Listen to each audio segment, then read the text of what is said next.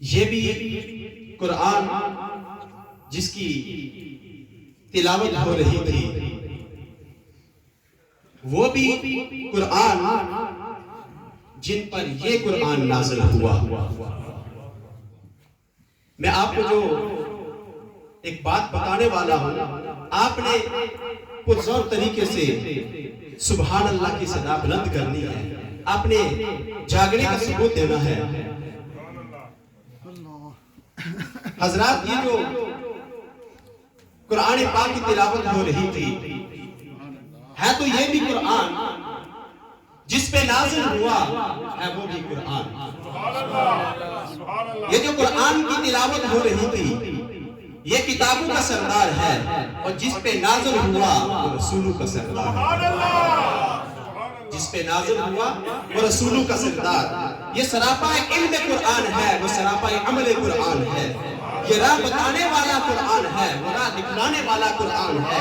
اس قرآن کی سطریں کالی ہے، اس قرآن کی زلفیں کالی ہے، اس قرآن کی سطریں کالی ہے، اس قرآن کی زلفیں کالی ہے۔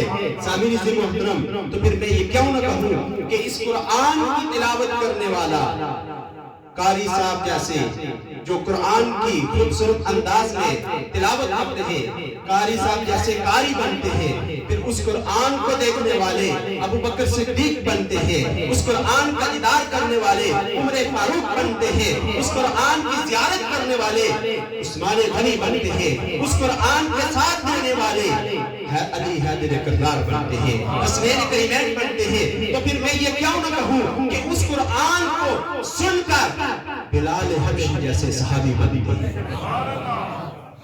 ذرا زور سے بولتے سبحان اللہ۔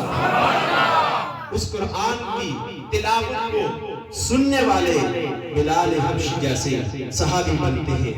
سامعین عزیز محترم، بڑے خوبصورت انداز میں، بڑے پیارے انداز میں جناب حفاظ القراء، قاری القراء، استاذ القراء حضرت علامہ قاری محمد سعد سلطانی صاحب تلاوت قرآن مجید فرقان حمید پیش فرما رہے تھے۔ ہماری